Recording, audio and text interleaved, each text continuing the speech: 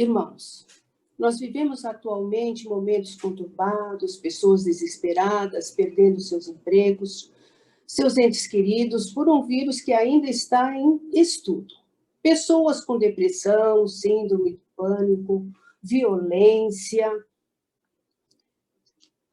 doméstica, medo do amanhã, ansiedade. São frustrações experimentadas na vida e que nos apavoram. Mas o que fazer? A saída de uma crise está na esperança, que é talvez o mais importante recurso para enfrentar os problemas, os quais nos tiram a nossa qualidade de vida. A esperança precisa ser renovada dia após dia. Ela é determinante para se viver bem com a vida.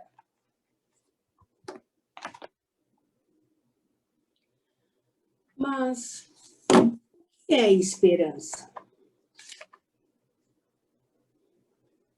Esperança, pelo dicionário da língua portuguesa, é o ato de esperar o que se deseja. É uma expectativa. O que se espera ou o que se deseja. É fé em conseguir o que deseja. Podemos depositar esperança em muitas coisas. No trabalho, em relacionamentos, na nossa inteligência, na nossa conta bancária, na cura de um ente familiar, um amigo querido, um vizinho.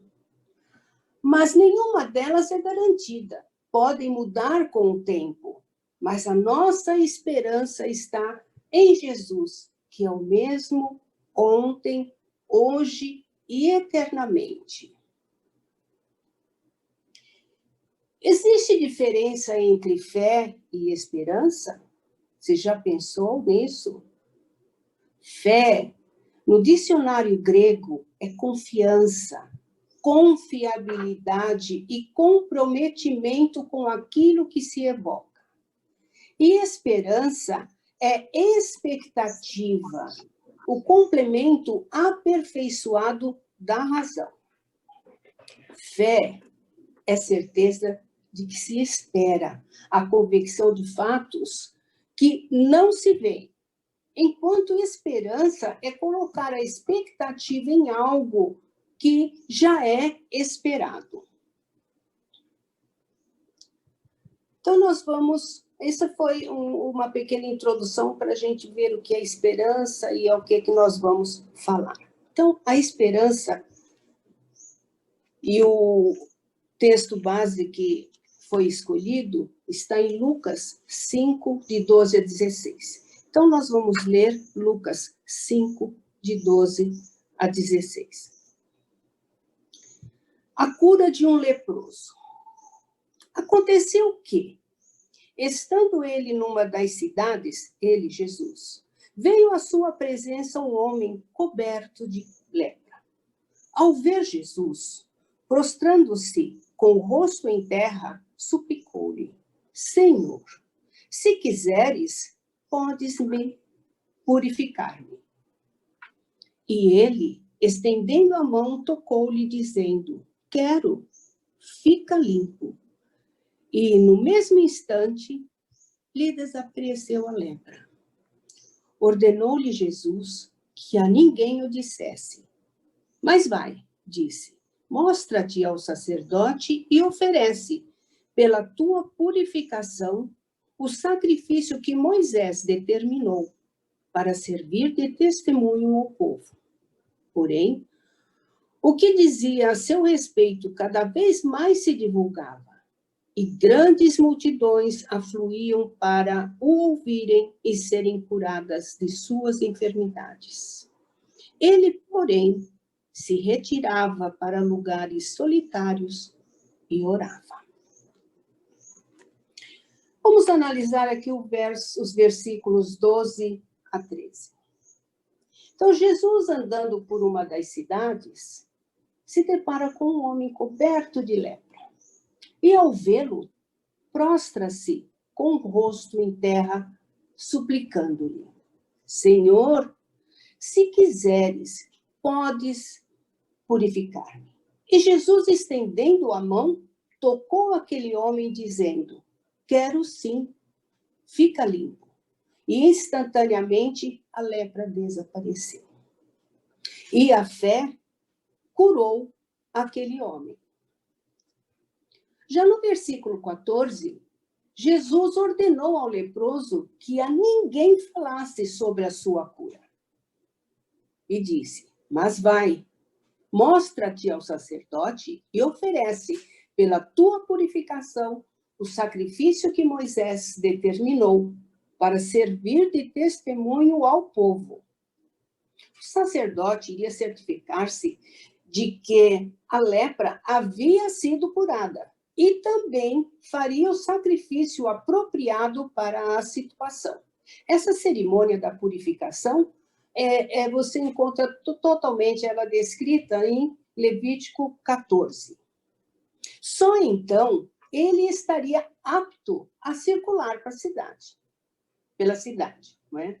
E no versículo 15, 16, diz que cada vez que se ouviam falar mais de Jesus pelas suas curas, pelo que ele falava, as multidões iam aumentando mais e mais e as multidões o procuravam para ouvi-lo e para serem curados. O que você vê na atitude daquele homem prostrado diante de Jesus? Ao meu ver, aquele homem, ele transbordava-se de desespero, de angústia, rejeição, saudades por um abraço, um carinho da família. Este homem vê em Jesus a sua esperança de cura. Ele vê em Jesus o seu retorno junto à família e à sociedade. Não deveria ser muito fácil viver isolado de todos, em cavernas frias, sabe lá como. Naquela época, muitas doenças com diferentes graus de severidade e prognóstico eram diagnosticadas como lepra. Quer dizer que a determinação, o prognóstico era a determinação da doença, de uma doença. Ela tinha determinados graus leves, mais fortes e severas. Não é? Quando ela era muito severa, era diagnosticada como lepra. A lepra, em sua forma mais grave, além de ser considerada uma moléstia, a pessoa era considerada impura. E, sem cura, a única defesa conhecida na época era isolar o doente da família e da sociedade. Provavelmente, a maioria desses leprosos eram abandonados, eram esquecidos por seus familiares. Muitos possivelmente tinham vergonha ou medo de chegar perto deles, então os abandonavam à mercê. Deixavam de qualquer jeito, nunca mais nem se falavam. Outros, porém, eu acredito que tentava levar um alimento ou qualquer coisa próximo a eles. Tinham uns que cuidavam, sim, mas a maioria eram esquecidos, né? Essas pessoas leprosas, doentes, elas se sentiam impuras, sujas, elas eram proibidas de circular no meio das pessoas, pela cidade. E por esta razão, o leproso, ao ver Jesus, ele se joga no chão, ele se ajoelha, ele se prostra, com o rosto voltado para o chão. Que relação fazemos entre a lepra e o coronavírus, o Covid-19? A pandemia que hoje nos atinge também tem feito grandes estragos na família e na sociedade. Ela tem causado desemprego, desespero, angústia, depressão, pânico, violência familiar. Assim como o leproso, a nossa esperança está em Jesus para que tenhamos uma vida melhor. Hoje vivemos momentos de aflição que superam as nossas forças. Sentimos despedaçados, fragmentados, impotentes e sem solução para os nossos problemas. Lembremos do leproso que, assim como nós ficamos trancafiados, alguns longe de seus familiares. E por mais avassalador que seja, jamais percamos a esperança. Da mesma forma que Jesus curou aquele leproso no corpo e na alma, com fé e esperança, também alcançaremos a graça de Deus. Podemos ter esperança, irmãos, mesmo em um mundo marcado por esse desespero. E se a nossa esperança estiver somente focada na política, no trabalho, no dinheiro, na conta bancária, nos relacionamentos, na cura de um ente querido, amigo, vizinho, etc., se a nossa mente estiver, a nossa esperança só ali, ela vai ser uma esperança frágil, possivelmente passageira. Essa esperança, ela tem que ter força, ela tem que ter direção, ela tem que ter Jesus, que é o nosso Salvador. Mas podemos ter uma outra esperança bem mais duradoura, e que não é desta vida. Esta esperança, eu digo, é Jesus, e com ele a certeza da vida eterna. O apóstolo Paulo, em sua carta aos Coríntios, disse: se a nossa esperança em Cristo se limita apenas a esta vida, somos os mais infelizes de todos os homens. Se encontra em 1 Coríntios 15, 19. Quando depositamos a esperança em Jesus, as nossas frustrações amenizam, se acalmam e sabemos que não estamos só. Coloquemos, pois, irmãos, os nossos desejos, os nossos sonhos, as nossas expectativas, os medos nas mãos de Deus e sejamos submissos à sua vontade, ou seja, que seja feita a vontade dele. Oremos para encarar as dificuldades e ter o poder de Deus para atender às nossas necessidades. Agora, a doença está em você? A doença está na família? A doença está em seus amigos? Lembre-se que Jesus é o médico dos médicos. A cura para o corpo, a cura para a alma, as emoções, a vida, a família, os relacionamentos. Jesus muda a nossa vida. Façamos como o leproso, que após ser curado e purificado, testemunhou a sua cura do corpo e da alma e transmitiu ao próximo, falou dessa cura, falou da cura da sua alma também, do seu corpo, e isso é muito importante. Tudo que aconteça na nossa vida de bom e que alcançamos através de Jesus, falemos para o nosso próximo.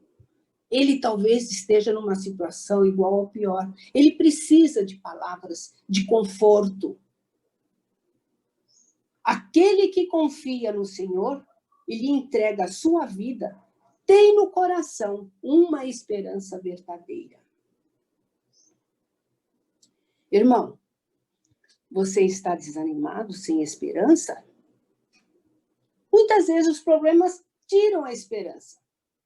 Mas a Bíblia tem palavras de encorajamento.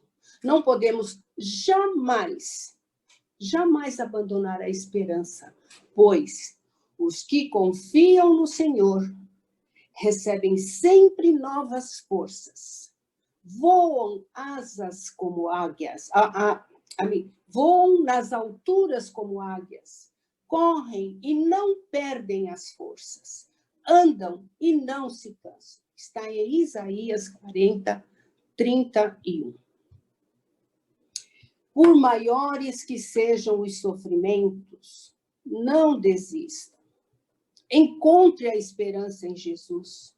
Esperança é confiar no que ainda não vemos. Se vivermos com esperança, o medo diminui. Crescemos na perseverança e somos mais alegres. Muitas vezes estamos aflitos, sem esperança, mas a Bíblia tem as palavras de encorajamento e darei algumas delas para você agora. Em Salmo 42:11 diz: por que estou tão triste? Por que estou tão aflito? Eu porei a minha esperança em Deus e ainda o louvarei. Ele é o meu Salvador e o meu Deus. Em Salmos 121, de 1 a 2, diz: olho para os montes e pergunto: de onde virá o meu socorro? O meu socorro vem do Senhor Jesus, do Senhor Deus, que fez o céu e a terra. Em Salmo 5:3 diz: de manhã, Senhor, ouves a minha voz. De manhã te apresento a minha oração e fico esperando. Em Salmos 27:14 diz: espera pelo Senhor, tem bom ânimo, fortifique-se o teu coração. Espera, pois, pelo Senhor. Em Romanos 12:12 diz: alegrem-se na esperança, sejam pacientes na tribulação, perseverem na oração. Em Hebreus 11:1 diz: ora, a fé é a certeza de coisas que se esperam, a convicção de fatos que se não veem. Em 1 Tessalonicenses 5:18 diz: em tudo dai graças, porque esta é a vontade de Deus em Cristo Jesus para conosco. E o último, que está em 1 Timóteo 6:17, diz: aos que têm riquezas neste mundo, ordene que não sejam orgulhosos e que não ponham a sua esperança nessas riquezas, pois elas não dão segurança nenhuma. Que eles ponham a sua esperança em Deus, que nos dá todas as coisas em grande quantidade para o nosso prazer. Irmãos, agora eu vou fazer um lembrete muito importante aqui. Lembrem-se, os leprosos ficaram isolados em cavernas e eram proibidos de circularem pela cidade. Ficamos confinados em nossas casas também, isolados de nossos familiares e amigos. Enquanto a doença não for erradicada, devemos evitar com que a doença se propague seguindo os protocolos de higienização determinada pelo OMS, Organização Mundial da Saúde, para evitar a contaminação enquanto a vacina não chega para todos. Isso é muito importante. Vocês viram, estão presenciando o que está acontecendo em Manaus. Então, vamos colaborar, vamos participar para que esta contaminação não se propague. E com a esperança renovada, prossigamos nossa jornada, sempre bem com a vida. Irmãos, a Marcinha falou de gratidão.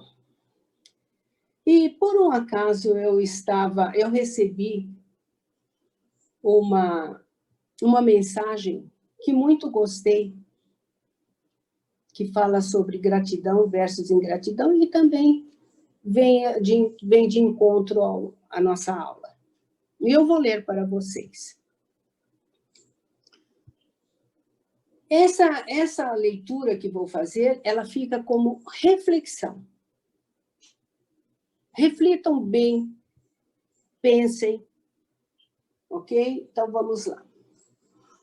Um famoso escritor estava em sua sala de estudo. Pegou a caneta e começou a escrever.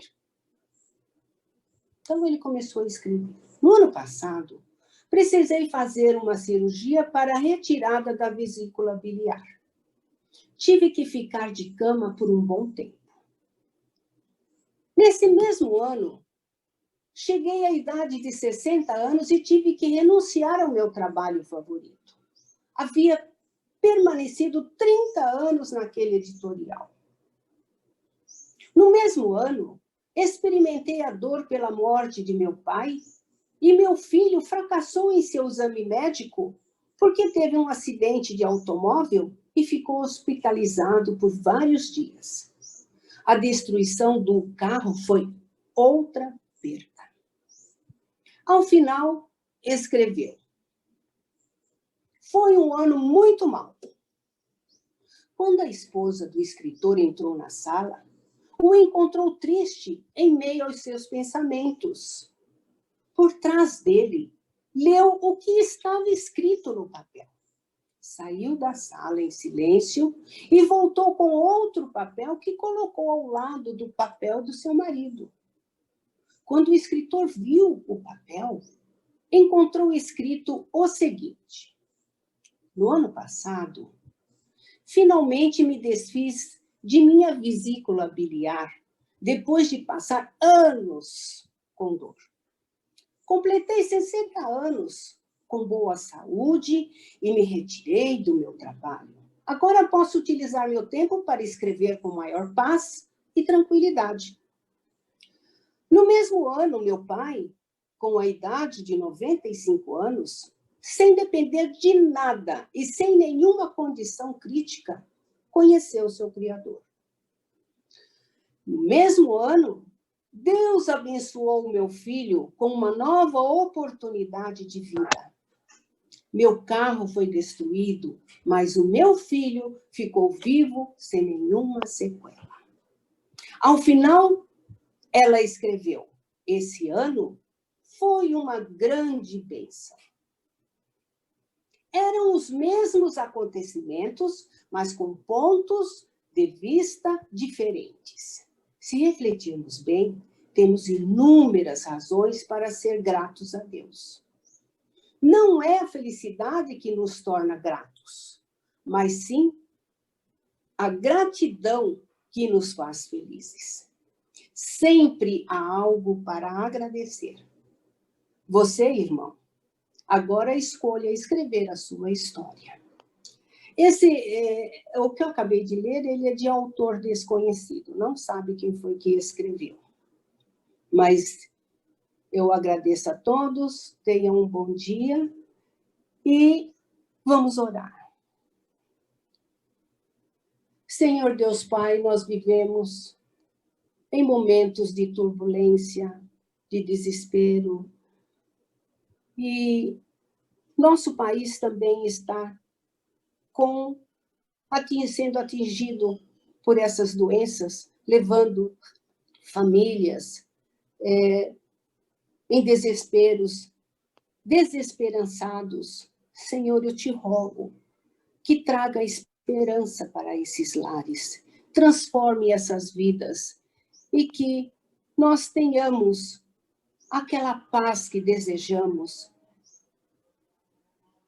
Deus Pai, esteja com todos nós, abençoe a todos aqueles que precisam de Ti, os que estão acamados, os que estão enlutados.